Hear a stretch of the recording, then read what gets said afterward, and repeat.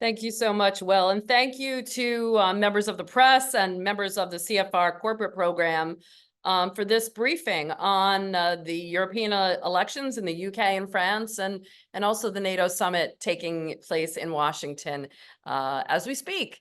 We're meeting as this summit is kicking off, and it's supposed to be a great celebration, 75 years of the alliance. Instead, it's really kind of turned into this gathering of beleaguered leaders, each grappling with their own political crises and the looming shadow of a potential resurgence by former President Donald Trump. In Paris, President Macron's snap parliamentary elections have left it with a divided parliament and Europe's unity at risk. Across the channel, Prime Minister Sunak's gamble on early elections backfired, leading to a historic defeat for the Conservative Party and a cautious embrace of Keir Starmer's centrist Labour. And here in the US, if you're turning on your TVs, you see that President Biden's debate format continues to spark international and domestic concern, further complicating the Transatlantic alliance. As NATO's leaders gather under this cloud of uncertainty, obviously the specter of Donald Trump and his NATO skepticism haunts the proceedings, and European allies are bracing for these potential policy shifts, and the internal struggles within the alliance are coming to the fore, particularly over Ukraine's path to membership. So this briefing will delve into these intricate dynamics in exploring how the NATO summit, along with those elections, will shape the geopolitical landscape. And we have a great panel for you to discuss that today. I want to remind everybody this conversation is on the record, and additional resources are available on CFR.org and the transcript. Prior to, we hear centrist. What does that mean for some of the big issues like Ukraine and the war in Gaza, and how does that recalibrate its relationship with the EU? Elise, you cut out a bit, at least for me, but I think you're asking me to talk a bit about UK politics after the election. I'm sorry about that. Yes, let's talk about the election, what it's going to do to, and what sort of foreign policy does this new, what we would say Labour, but what they are saying centrist government aspire to? And what does that mean for some big issues like Ukraine and Gaza? And how does it recalibrate its relationship with the EU? Sure. Well, Britain's political landscape is in stark contrast to the French one. The French one, you had the rise of both the left and the right extremes, whereas in Britain, you have a big win for what is accurately called the centrist government. It's the Labour Party, but it's a very, very different Labour Party to the one that existed 5 years ago at the last election in 2019, when you had Jeremy Corbyn, a leftist person, both leftist in domestic policy terms, leftist in foreign policy terms, opposed the UK nuclear deterrent, was pretty skeptical of NATO, pretty skeptical of the EU.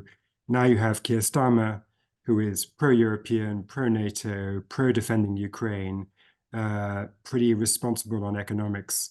It's kind of the return of the technocratic deep state, in the sense that he is the former chief prosecutor in the UK Crown Prosecution Service, so a sort of technocratic lawyer by background. His key ally is the finance minister, or as we say in Britain, the Chancellor of the Exchequer.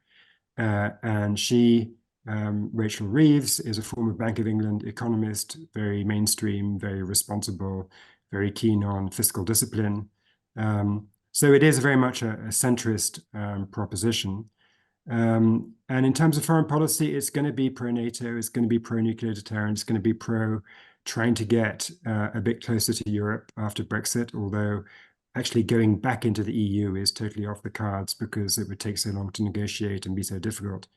But it's going to be, I think, a sort of a basically positive force in a world that lacks for sort of pretty stable, sort of centrist, pro-NATO types of government. I'll say one last thing, which is that, in some ways, the stability and the centrism of the UK outlook is a function of the political mechanics in Britain, right? You had an election in which Keir Starmer won a record number of seats in Parliament. I mean, relative to past Labour victories, if you stack them all up, it's equal first pretty much with 1997 when Tony Blair won his first big majority. So a terrific win in terms of the size of the parliamentary majority, which is what counts in terms of getting stuff done in Britain, a country with really minimal checks and balances, but not actually such a thumping victory in terms of vote numbers, because the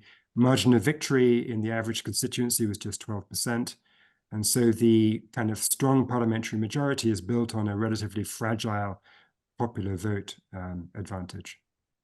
Super quick follow here. You mentioned, obviously, you can't go back into Brexit, but the UK, I guess, will be looking to kind of recalibrate that relationship with Europe. And, you've pointed out yourself that, since Brexit, the France and Germany have always been kind of heavyweights in the kind of EU and European space, particularly in the defense space.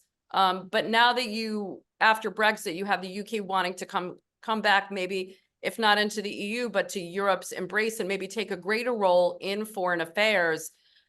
Is that possible? I mean, since Brexit, have the, levers of power gone to, and, the economic situation is clearly very bad. Will Europe once again kind of be able to assert itself on the foreign policy stage, do you think? The reason I say Britain won't rejoin the EU is that it takes a long time for any country to rejoin the EU. And Britain is sort of in this, I heard one senior British official describe it in terms of like, it's sort of reverse Goldilocks. It's a kind of middle country, which is too big to be given lots of exceptions if it were to try to negotiate for rejoining, because the consequences of the exceptions would be too big for the other members to accept. On the other hand, it's not big enough to be totally irresistible as a partner.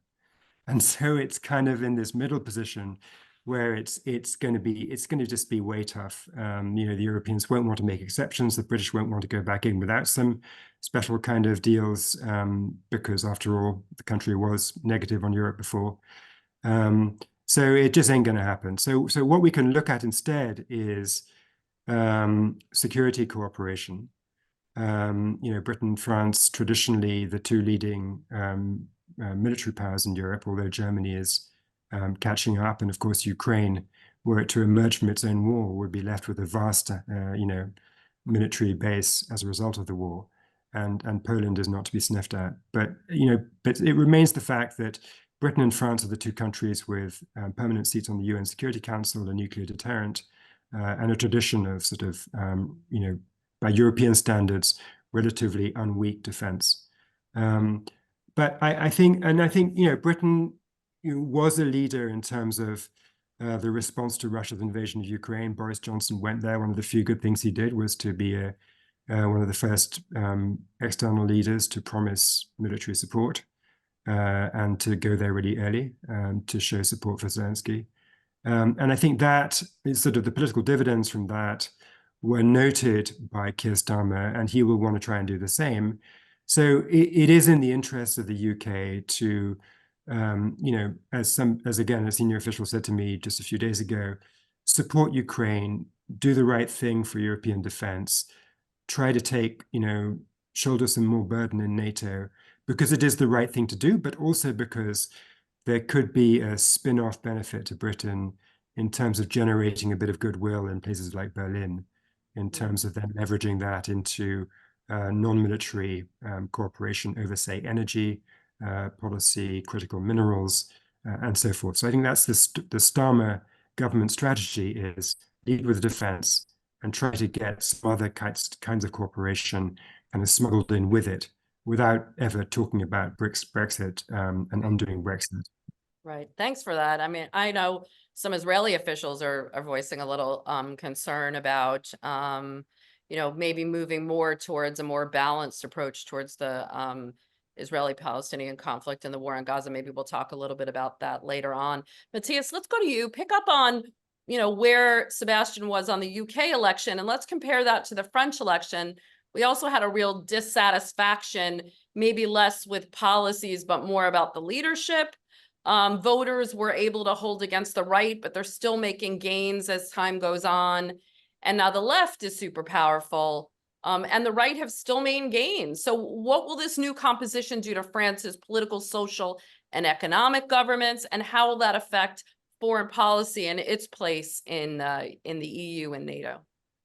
Yeah, so I'll pick up where Sebastian left off. I mean, Sunak called a snap election, and he got clarity, right? Probably not the clarity he was hoping for, but you know, and it is true. I mean, I think it was Boris Johnson was one of the first ones to criticize this Labour majority by calling it a mile wide and an inch deep, and he does have a point, right? Even, I mean, Keir Starmer's own seat that he had defended, the margin of victory for himself is much smaller than it was in 5 years ago, let alone 7 years ago. So, but I mean, the main point, the comparison between Britain and France in these elections is that electoral systems matter hugely, right? I mean, there is this sort of, I think, false narrative that emerged since yesterday or since Sunday night, Sunday afternoon in the US, that, you know, Macron somehow beat the far right. I mean, you know, like the far right got 37% of the vote, but this only translated in 25% of the seats for the simple reason that there's a 2-round system, right? And in the second round, Macron's allies and the left plus far left basically agreed strategically to keep what they call the Front Républicain, right, the Republican front against the far right. And that worked in the end quite beautifully, right? A lot of far right candidates lost with, you know, 47, 40, 46, 45% of the vote, but didn't get their seats. The bigger picture, of course, is that in 2017, they had 6 seats. In 2022, they had 89 seats, and now they have 143 seats, right? I mean, the trend is clearly up and there, and I think the taboo around them has completely been broken, right? This is no longer the scary far right. It's now just become the more mainstream right, and people feel quite comfortable voting for them. So the opposite side, of course, then you have the New Popular Front, right? Deliberately named after Léon Blum's Popular Front in 1936, the kind of first socialist government in France that won against the right during the time of Hitler in the 30s. They had something similar in 2022, but quickly fell apart in Parliament. Now it looks much more likely that they'll stick together. At least they want to try to do so in the coming months. With 25-26% of the vote, they ended up at 31% of the seats. Same with Macron's party, 24% of the vote, and roughly 29% of the seats, right? So while Starmer got 34% of the vote and 65% of the seats, it's quite a different story in France. So you could say Macron had a kind of twofold gamble, right? He wanted to break the far right fever in France, and I think to some extent he managed to do this, right? I mean, the fear was that they were going to have an absolute majority or even close to it, and that with certain allies they would be able to govern. And then the idea was Macron would have them govern and they would show how bad they were, and then they would lose in 27. Well, that didn't quite pay off, that part. The second part Macron wanted is clarity, right? And that he did not get, right? So they are now, I grew up in Belgium, right? So this looks very familiar to me. They look in very Belgian territory where they now have to find some sort of coalition government if they want to work. That said, the French system is different. It's a semi-presidential system. The president keeps quite a bit of control. He can appoint basically anybody he wants as prime minister. That said, in the past where there have been cohabitations, the prime minister had a majority in parliament. Now that's not going to be the case, right? So he basically has 3 options as far as I can tell. One is he finds somebody from the left, the biggest force in parliament, somebody from the quote unquote reasonable left, right? That some of his people in Ensemble, in Renaissance, and his party want to work with. But that almost entails them splitting again, right? Basically giving up on the more far left elements, whether that's France Unbowed of Jean-Luc Mélenchon, or whether that's the Communist Party, or even the ecologists, the Greens, that are still, you know, they're not centrist Greens, right? They're more radical than let's say the Greens in Germany, at least today's Greens in Germany. Or he finds again somebody from his own party, maybe somebody more from the center-left part rather than the center-right, who the left is willing to work with, right?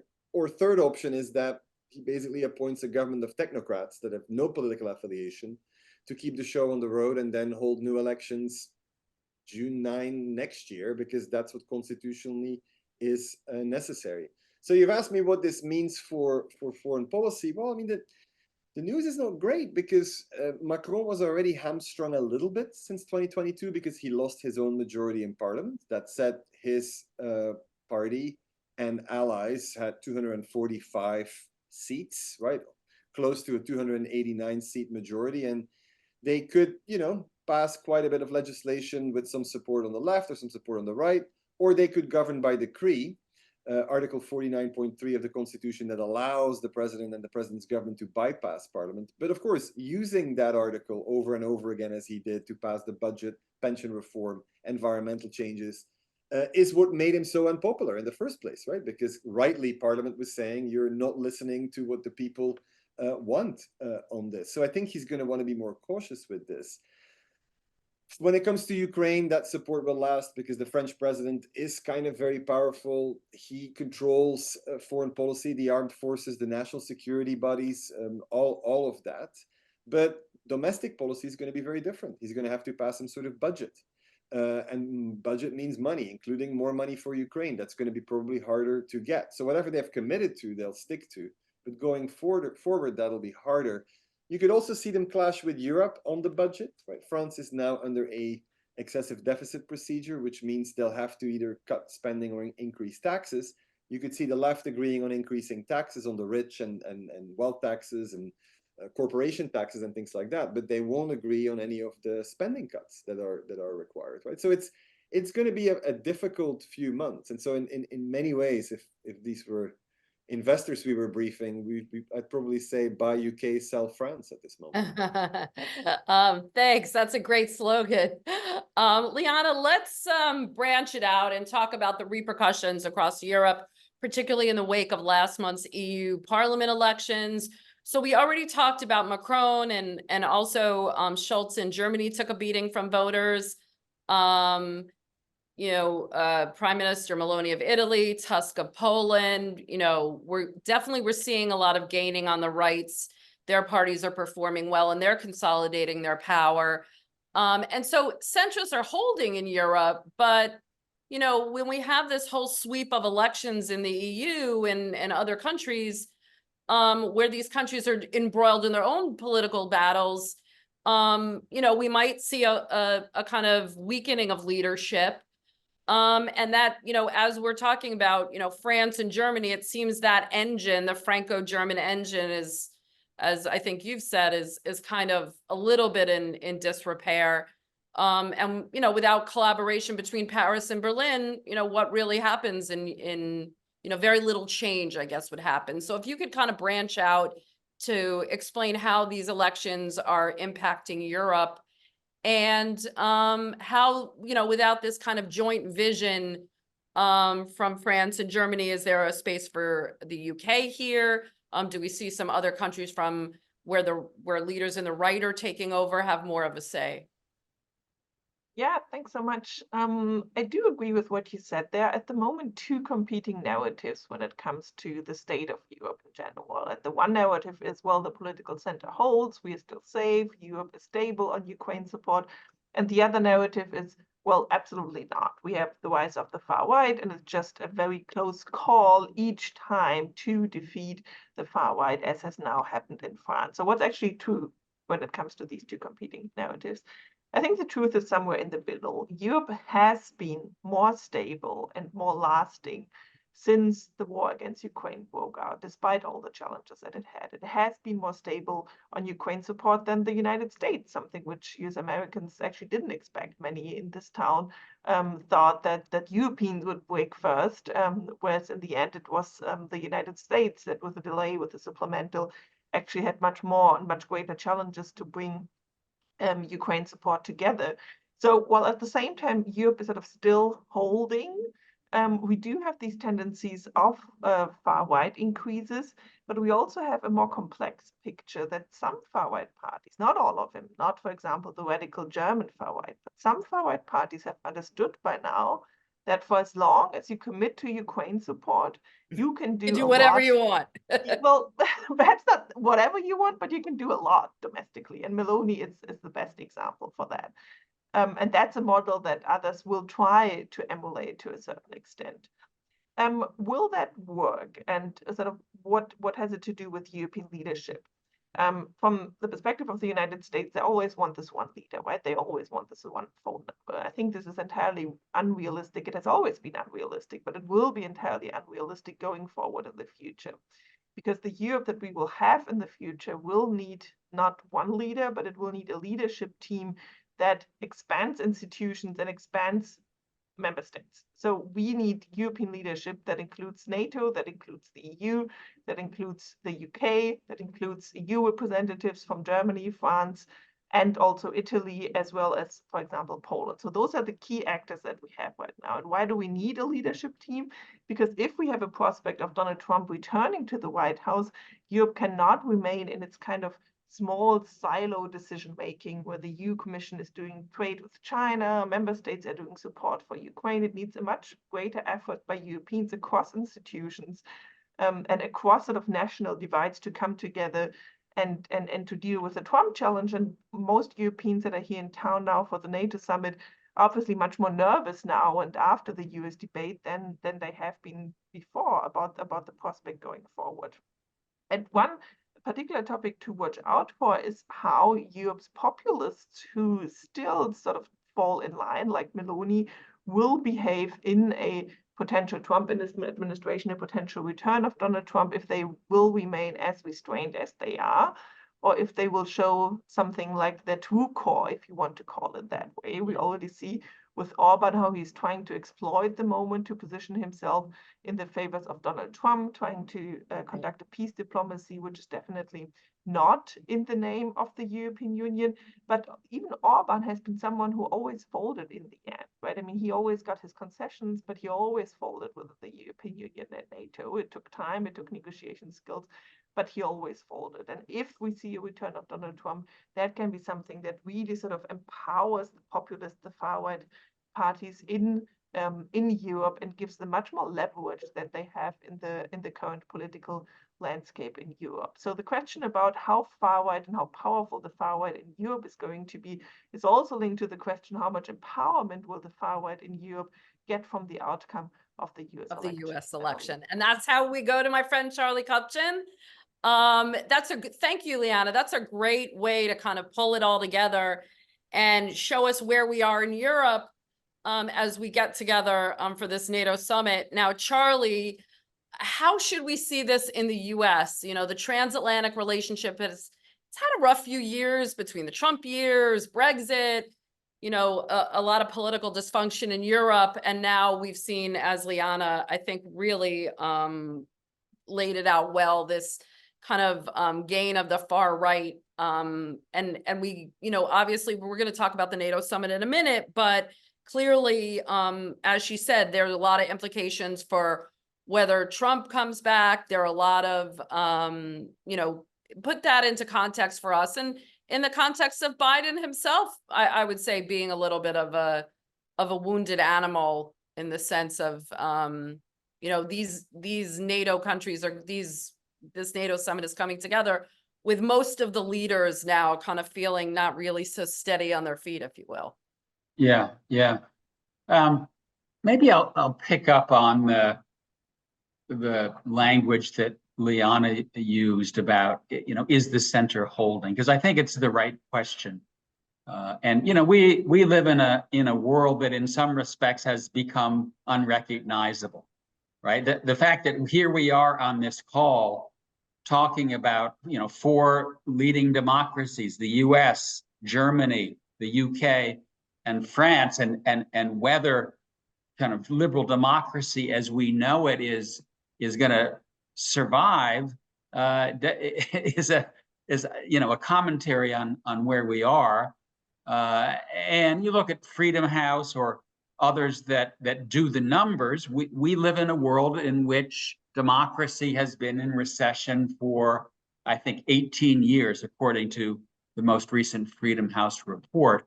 And so the question that I think one could ask is, okay, given what just happened in France, given what just happened in the UK, is this a sign that we've made it through the storm and we're on the other side? And I think the answer is no.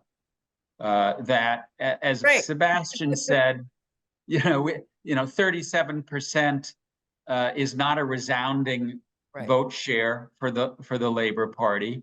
In some ways, I think Labour did as well as it did, less because of the appeal of a return to the centrism that Starmer advocates, and more because they just said, let's throw the bums out. They've been in office for 14 years and life sucks, right? And so we're going to try something else. And in some ways, a similar picture emerges in France, where, as Matthias said, the National Rally got 37% of the vote. That's a big share for the far right. Yeah. And Matthias told us how many seats they have. They've been normalized, right? They're now part of the political mainstream in ways that many of us could not have expected before. And so if the question is the glass more half full than glass half empty? I think it's more half empty. And that's because the trend lines are not good. The trend lines are not providing confidence that the center is holding. Well, let me pick up on that just as you finish the thought. Yeah. And then I want to turn to NATO. Is the center holding in Europe? Maybe not. Is the center holding here, or is kind of the MAGA mentality being more mainstreamed, and how is that going to affect the transatlantic relationship? I think the center is in worse shape in the US and the UK than it used to be in continental Europe. Unfortunately, continental Europe is heading the same way. They've caught the bug. And I think what's going on here is that we are facing underlying socioeconomic conditions that are leading to profound dislocation and voter discontent. I mean, is the Labour Party going to be able, under conditions of fiscal constraints, to get the National Health Service back up on its feet? Is the United States going to make it through this current patch? I'm in Rome. I turned on the TV this morning, CNN, where you used to work, Elise, and I expected to hear all about the NATO summit. For the first 20 minutes, it was nothing about the NATO summit, and it was all about Biden and his cognitive function. Well, that's a whole nother panel that we have to have on that. But yeah, I get your point. Yeah. No, but the bottom line here is that we are living through a very unusual and somewhat scary political moment on both sides of the Atlantic. The center is sort of holding and sort of not, but there are many chapters of this book to come. Stay tuned. Yeah. And to your point, I just meant that, the fact that that's all people are really kind of focusing on, the perception becomes the reality. And that's certainly something I think we're going to be discussing as we move towards the election. We're going to go to your questions, audience, in a few minutes. I just want to lay out some kind of markers for where we are as we gather for the NATO Summit, and then ask each of the panelists to just take a minute or so to kind of reflect on, where we are as we come to the summit, given everything we've discussed and where, kind of NATO is headed. And then we'll open up to questions. So the way I see it is NATO is arguably in a stronger place than ever. I think we can all agree, larger, pretty unified, back to its kind of original mission of defending Europe, and putting in the resources to make it work, including a lot of these smaller nations and ones, closer to Europe. But as Liana and I were talking before the event started, I mean, it's supposed to be this great celebration, but let's just have an honest, kind of come to Jesus discussion about where we are at NATO. We're also having this schizophrenic moment, as Charlie had said, this cloud of uncertainty, the potential of Trump's return. What would that do for US membership? We have the war in Ukraine. Is NATO really going to be able to, I heard Leon Panetta say yesterday at an event, are we really going to build that bridge for Ukraine to get in? And you also have new challenges that members are going to be dealing with, such as the threat from China. And so as NATO discusses some of these things, the future threats, the need for industrial production, There was an interesting, and then I'm going to close it and put it over to you. There was an interesting op-ed yesterday from Mark Thiessen, a Republican analyst, who's a supporter of Trump, and said that, you know, we need a MAGA-style makeover to fortify NATO. And he raised a couple of things. He said, raise the NATO spending from 2 to 3%. Enshrine those levels in the North Atlantic Treaty. Launch a second defense buildup to strengthen the U.S. military. Shift U.S. troops from Germany to Poland and the Baltics. Force Putin to sue for peace by, really arming Ukraine.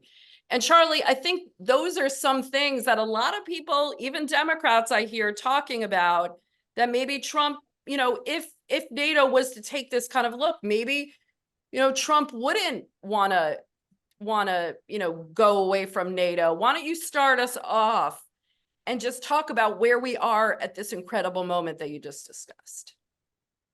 Yeah, I mean, I think you're right, at least that NATO is in remarkably good shape, despite the fact that it's 75 years old and that its original enemy disappeared several decades ago. Most alliances disappear under those circumstances. NATO is now back in business in terms of collective defense, great solidarity. 2/3 of the members are now meeting the 2% benchmark of GDP on defense. And, I have to say that I would have predicted that by now there would be more wobbliness when it comes to support for Ukraine. But other than the Slovaks and the Hungarians, everybody is staying the course. And as Matthias and Sebastian said, the elections in France and in the UK don't show signs of really changing that.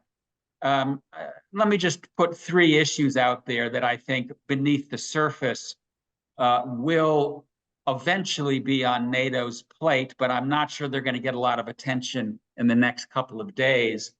One is, we've done a remarkable job of helping Ukraine defend itself. 80+% of the country is still standing under Kyiv's control. I think we're going to pivot to a new strategy sometime sooner rather than later, probably after the November election, that focuses on defending the part of Ukraine that is still Ukraine and on ensuring that it survives as a democratic, prosperous, secure country. I think that the prospect Something of you've Ukrainian, recommended for months, by the way. Yeah, I think the prospect of Ukrainian victory, the expulsion of Russia from Crimea and Donbass, ain't going to happen. Maybe through diplomacy after Putin is dead, but no time soon. The whole question of NATO enlargement and membership for Ukraine, in my mind, is fraught. We made a commitment to it in 2008 in Bucharest because George W. Bush and Angela Merkel couldn't agree. So they came up with this formula that Ukraine and Georgia will one day be a NATO member. And now we seem to be heading down that course without, in my mind, sufficient attention to the pros and cons of that. And my final comment, Elise, would be to sort of tie our conversation in the first half to this, where we are now. In some strange way, the core issues that NATO ought to be talking about are nowhere on the agenda. And that, by that, I mean that in some ways, the greatest threat to the West, to NATO right now, is not Putin or Xi Jinping, it's us, right? It is the erosion of our political centers, the threat that poses to liberal democracy. What I think they best ought to be talking about is how to make sure our workers are earning a living wage, how to get immigration under control, how to tame and regulate AI before it causes more socioeconomic dislocation. Strength starts at home. Those are the issues that I think should be front and center, but admittedly, that's not NATO's bread and butter. Its bread and butter, aiding Ukraine, I think will be adequately addressed. Right. Sebastian, take it from Charlie. I mean, these are kind of the things that you think labor would be paying attention to as it looks towards, its reintroduction into the international scene under Prime Minister Steinmeier. Yeah, I mean, I think Labour will be looking at those things, thinking about them, but by itself, Britain is not going to drive the debate. I think I mean, I think what I'd like to double click on from what Charlie was saying is that I think NATO needs to make a transition from simply emphasizing support for Ukraine, which is sort of the obvious first thing that's important, but then, transitioning from that to the political diplomatic side of what does a ceasefire look like? Even if peace is impossible, a ceasefire that, turns Ukraine into South Korea and not into South Vietnam. And I think, Ukraine needs two things. It needs, first of all, some sort of security guarantee. It doesn't have to be membership of NATO, but it has to be something as credible as possible, because otherwise, why would they just let Putin have a respite until he then attacks again? So they need the security guarantee. And then they also, I think, need to bind themselves into the West, a credible path to EU membership, because that will drive the sort of institutional reform and Westernization that could turn the remaining 80-something% of Ukraine into a successful, prosperous, Western-facing capitalist democracy. And so those are the two things that I think NATO needs to move towards. It can't be like, it's super difficult for people in Ukraine to initiate the conversation because they're going to look weak the moment they say this. But I think some sort of external catalyst that tries to put the terms of a credible ceasefire on the table is essential. And NATO hopefully will be part of that. If not in these discussions this week, then perhaps after the November election. Mm-hmm. Matthias, why don't you speak about that in terms of Macron? Obviously, he's been, part of the more forward-leaning crowd on doing everything it takes for Ukraine. So just give us some reflections on where we are as we start this summit and what you think, what you're going to be looking for. Well, I mean, Macron is more complicated, right? He wasn't quite forward-leaning in the beginning. True. We all remember that long table he set up True. Moscow, right? During the. Now he wants to put troops in. Yeah, one point from Charlie I want to pick on is like NATO's bread and butter, unfortunately, is guns, right? And so when it comes to what Sebastian just said, when it comes to EU enlargement to Ukraine, I mean, that's where I think Charlie's point about the center holding or not holding, then the question is for what, right? If it's holding, it clearly should be to push forward the sort of institution building of the EU and to bring in those countries, which has to do very fast. And it's just right now, for anybody who studied this, it's just very hard to see a quick membership path for Ukraine in the EU, right? I mean, the NATO question in a sense is easier. There, all you need is for the fighting to end, which of course is not particularly easy, but at least there's a clear line there. I mean, what's interesting about Macron, of course, is that he's the one who called NATO brain dead famously a few years ago, and now, at least in theory, is advocating much more EU strategic autonomy within NATO rather than in competition with or in competition with the United States. That said, my sense is, and I'm sure that's true for Liana and for Charlie and for Sebastian, whenever you talk to NATO officials and you ask them who the most difficult partners are, it's not the Slovaks, it's not the Hungarians, right? You can do deals with them, but it's the French, right? The French still have this sort of innate, is it anti-NATO? Is it that there's a bit of latent anti-Americanism left there? Some desire to lead, some Gaullist sort of legacy that's still there. And I think that is something they will still have to overcome themselves, right? Whenever things move forward, I mean, all the talk right now, actually the talk is over. It has been decided, right? This summit is a celebratory summit and there's no more big decisions to be taken. They've all been taken. But all the things NATO is doing at this summit is Trump-proofing the alliance, right? Committing to 40 billion for the next year. Putting everything under NATO command rather than under US command with UK, Germany, France, and so on. And so that is where France, the question is, can they still lead in Europe on that sort of EU pillar for defense, right? Because when you talk about bringing the UK back in, and it's not going to rejoin any EU institution whatsoever, political or economic, then this needs a very different sort of infrastructure, right? And so that, I think, is where France can still lead, but they will have to give up on the idea that this all has to be done within the EU context. EU can play a role, whereas procurement and other things. I mean, Liana can talk better about this than me. But I think France finds itself now in this schizophrenic position where, I mean, are they with NATO, and can they lead the EU part of it under NATO, or are they still somehow in this mindset where they feel Europe should take its equal distance from the US and the Chinese? Liana, take a minute to kind of close out the, round it out from a bigger picture perspective, both from Europe's, the greater Europe's point of view, but also in terms of the non-Ukraine, non-Russia, future of NATO. We mentioned China. We mentioned that, there need to be other threats. This whole idea of industrial production is a big issue. Future intelligence, future human intelligence and technology. These are all things NATO really, it can't just be this, let's go after Russia, let's save Ukraine organization. It really needs to think more about collective defense on a grander scale. Yeah, absolutely. 2 points to what my colleague said before. I do think it is an illusion that Ukraine can join the EU without joining NATO. And I do think this NATO summit is a historical window of opportunity that has closed to outline a path, a timeline, and criteria for Ukraine to achieve membership in NATO. I think this opportunity is missed, and I don't think this opportunity will come back soon.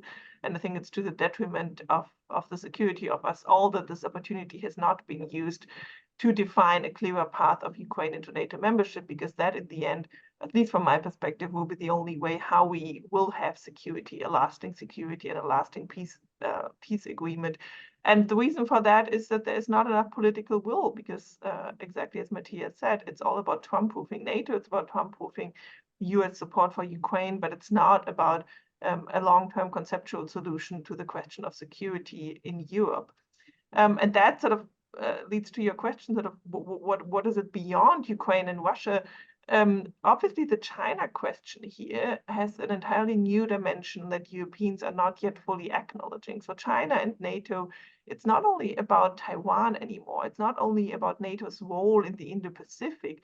It's about China supporting Russia to continue not only its war in Ukraine, but also to pose a threat to Europe and to the NATO alliance. China's support for Russia has escalated in quantitative and qualitative terms to such an extent that a potential President Donald Trump in the White House, if he's asked why he should continue Ukraine support, whereas at the same time Europeans are not responding to China's support for Russia, will ask, well, why should I support Ukraine from the one side if China is neutralizing all the support I given from the other side and Europeans are not doing anything about it? So this is going to be a big issue at this summit, but it's only going to increase as an issue until the next summit that China has chosen its support for Russia. It has allowed Russia to reconstitute its military much faster, and therefore China is not only relevant anymore for the Indo-Pacific or for Taiwan, China is relevant for European security and is directly, through its support for Russia, a threat to Europe and to NATO. And that's something that Europeans will have to acknowledge pretty fast, because once Donald Trump gets that briefing, they will be in a difficult spot to explain why they have not countered China's efforts. Yeah. All right. Thanks. That was a great discussion. And now we're going to go to questions. A reminder, this is on the record. To ask a question during this Q&A period, please click on the raise hand icon on your Zoom window. When you're called upon, please accept the unmute now prompt and proceed with your name and affiliation, followed by a question. Let's keep the question short and the answer short so we could get to as many as possible. We have a lot of people on the call. And now I'm going to hand it over to Will, who will be calling on the panelists and the questioners. We'll take our first question from Willem Buter. Good afternoon. This was very interesting. I'd like to make a comment on the pessimistic view of the future relationship between the EU and Britain that was presented. It's true that Keir Starmer last week insisted again that the UK will not rejoin the EU in his lifetime. Right? He's 61 years old. Expected lifetime is 85 years. So 5 years of respite there. But it is not where it stops, because Starmer said more than that. He said the UK will also not rejoin the single market or the customs union or indeed the freedom of movement. These things can be negotiated separately, much less involved than the whole membership process, and we will see that happening. 71% of Labour voters want to reverse Brexit. They're not going to sit on their hands. Let's keep the question a little short. Sebastian, why don't you pick that up? Were these just comments, or will the realities of government, kind of soften these positions? Keep it short. Well, look, Willem, who knows a lot about this subject, is right that public opinion has shifted such that if you had the referendum now, you wouldn't get Brexit, and the public is more pro-Europe, and indeed, even conservatives or people who voted in favor of Brexit support closer trade ties with Europe, according to some opinion polls. So to that extent, I agree with Willem, but I just think that the diplomatic obstacles to actually negotiating anything useful are so daunting that it wouldn't be a good idea for Keir Starmer, who's got lots of other things on his plate in terms of domestic policy, to put them at the top of the priority list. And indeed, I know this to be also the view of the key people in the UK Foreign Service. I mean, they just think it's not a good bet to invest in those negotiations when they're so unlikely to pay off. William, thank you very much for your comment. Next question, Will? There are no other virtual hands raised at this moment. Okay, well, we have a few extra minutes. Again, if you have a question, please press your raise hand button on the Zoom button. Let's talk, Charlie, a little bit more about what NATO would look like under Trump if Trump comes back. And I did kind of lay out some of those things that Mark Thiessen kind of suggested. I mean, I do think that some of these smaller countries are already getting it. Yesterday, I was at this event with the Estonian defense minister and some other leaders from the region, and he was saying, "Look, we get it. We're stepping up. We think we need to go even further." Is it possible that NATO could kind of turn this around as not as a Trump proofing, but, use this as a, opportunity to, get leaner and meaner and smarter and evolve? I mean, I think that the resurgence that we've seen in NATO and the commitment of member states to shoulder their fair share, number one, is durable. This is not a flash in the pan. There has been, I would say, what one could call an existential wake-up in Europe to geopolitical realities and debates in most European countries in terms of the nature of our moment, I think, are staring in the face an existential sense of fear that they thought was gone for good. And so I don't think that this is just under Biden or just under a particular complexion. We're likely to see this salience of the Atlantic Alliance last. And I don't think Trump is going to withdraw from NATO. I think Trump has no reason to withdraw from NATO. He always asks, what's in this for me? And if you ask, what's in it for Trump to dismantle the Western alliance, the answer is nothing. And so I think he'll continue to lean on Europeans to do more. He will try to offload some responsibilities to Europe as it spends more. I think the key change will be to do what Sebastian mentioned, and that is to push for a ceasefire and some kind of end to the fighting in Ukraine. Although actually, I think that would happen even if Biden wins, because I think it's inevitable. And one of the conversations that I think we do need to have is the costs of the war in Ukraine at home. I think one of the reasons that you're seeing illiberal populists make headway is because of opposition to incoming Ukrainian refugees, because of opposition to continuing to aid Ukraine. In our case, in the US, because of the appeal of an America First narrative. I don't think that aid to Ukraine at levels that it has been provided is sustainable over the long haul. My best guess, the 61 billion that made it through Congress after a 7-month delay is probably the last American package of that size. That's just political reality. Oh, it looks like we have another hand up, Will. We'll take the next question from Christian Brackman.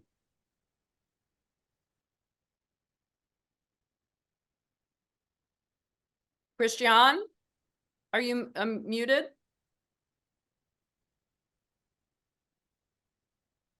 All right, we'll try to get her back. Liana, talk about Europe, and I know there's this talk about kind of Trump proofing in terms of NATO and discussion about Ukraine, but in a larger sense, talk to me about the mood in Europe right now, about what's going on, as Charlie was saying, like all this talk about, you know, Biden's fitness and a potential Trump coming back. Like, I mean, I remember it just being really, really tense and bitter between the Trump administration and the Europeans. What's the mood there now? Yeah, I mean, the levels of anxiety have obviously increased since the debate. And one of the problems, I think, of the Biden administration has been that they have given Europeans a sense of stability and continuity that sort of led them to feel as if Europe is back in this kind of nostalgic age, a strong US leadership, and Trump was just a historical accident and will not come back. Now there's a real chance that he is come back, and what Europeans are doing is they're focusing on trying to preview what Trump is going to do, and they're trying to preview who is going to do it. So who is going to be in the team, and can they get access to these people? I don't think that's actually a helpful approach for Europeans, because it's so incredibly difficult to really find out what Trump will do, because he sets up different power centers and so on. So you will never find out what exactly is going to happen. What Europeans should do instead is to think about how they can collaborate amongst each other on the topics that they assume Trump will address, and how they can sort of react strategically and tactically to his moves. So, for example, if he proposes a Ukraine-Russia peace summit, is that something that Europeans would oppose? What if he blackmails Europeans to go into a summit like this? Could they play along tactically, but then try to undermine? So these kinds of strategic tactical considerations, this is what Europeans should focus on, finding out what their red lines are together as Europeans, including the UK, including Europe, including the EU Commission there, and sort of developing scenarios for this, instead of what many experts expect, that Europeans will just break apart and everyone is trying to seek cover for themselves. So Poland will pursue a bilateral relationship with the US, asking for German nukes to be transferred from Germany to Poland. Others will sort of, focus on additional security agreements with the United States at a bilateral level. That is the worst case scenario. And hopefully with Macron still there, with the UK and with Germany also still being there despite the upcoming elections, we will see after the elections a shift towards working out strategies and tactics instead of everyone bilaterally trying to get access to a new potential Trump administration. Yeah, Matthias, we've been talking in terms of kind of a security architecture, but it's not just about security. If Trump comes back, there are all these kind of tariffs, and he's not just talking about, actually defense is one of the things that he's kind of, I think, less interested. He's more interested in the economic relationships. And, as the Europeans are kind of maybe hedging their bets with China, I mean, I could potentially see Trump coming back and it becoming a much more tense economic relationship with Europe. Oh, absolutely. And that's, I think, something they are probably much more thinking about right now and much better prepared for as a result, right? But I agree with Charlie's transactional point earlier. I mean, Trump is not a kind of ideological isolationist in that sense. He is unilateralist, which of course has been the complaint of many Europeans over the last 30 years. But similar for trade, right? I mean, it's also the case that the Europeans have just as much leverage over Trump as Trump has over the Americans, right?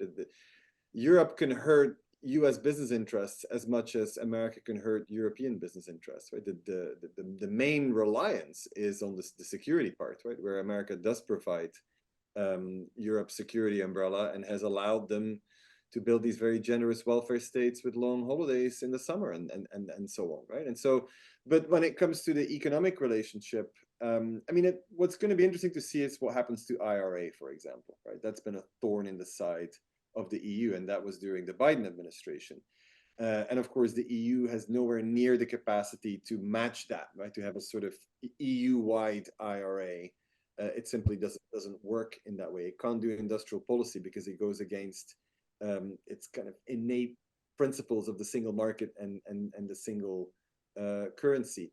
But here as well, I would imagine that Europeans offering investing in the US and opening up, you know, European markets to US investors would probably go a long way. That said, when it comes to China, I can see a lot more pressure from a Trump administration on aligning EU policies with the US in a way that there's plenty of pressure right now from the Biden people on the EU.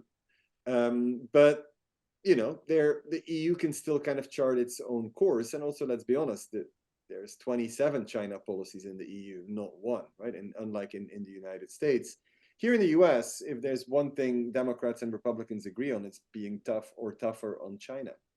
And on decoupling. As much as they use the European term de-risking, what's really happening here is that the US is decoupling from China. Not in a way that they think, right? It just probably means that whatever went straight from China to the US now goes via Vietnam and then Mexico, then into the US, right? So in that sense, globalization is becoming more real, as in supply chains are getting longer, not shorter. But that's nowhere near what the Europeans think about, right? I mean, Germany thinks very different of how to de-risk from China than the Scandinavians do, or Southern Europe does, or Eastern Europe does. And even within those regions within Europe, there's different views. But I can see the tension be much more severe when it comes to dealing with China than it will be on the bilateral relationship. Yeah. Sebastian, we have about a minute left or so. Why don't you close it out for us with some thoughts about where the special relationship would go under Trump? You would think with this Labor government, not as great as it would have been under the Conservatives.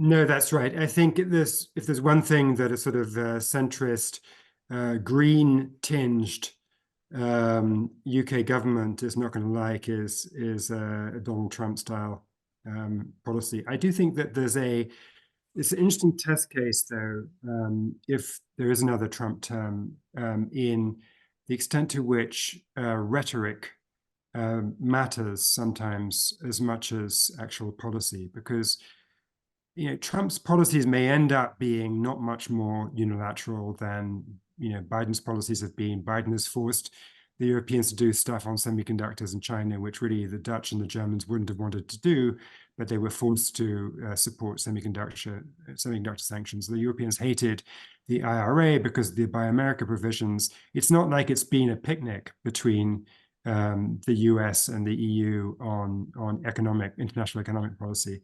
But what's different about Trump is that the rhetoric is likely to be way, way, way more kind of randomized and sort of provocative and unsettling, and stuff like who needs Article 5 and all that kind of thing. And right. Sometimes the rhetoric is the reality because you're trying to play psychological games in deterrence with Russia and so forth. And so I'm afraid that's what we might learn the hard way, is the power of rhetoric. Well, certainly a lot of discussion will continue, not just this week, but then we have the conventions and the UNGA coming up and then the elections. So a lot of opportunity to continue the discussion. I want to remind everybody that this conversation has been on the record. Additional resources are available on CFR.org. Transcript and video will be posted online. Available at the CFR website and on the Foreign Affairs website. I want to thank my panelists, Sebastian, Liana, Matthias, and Charlie, and thanks to the Council on Foreign Relations, and thanks to you all for joining us.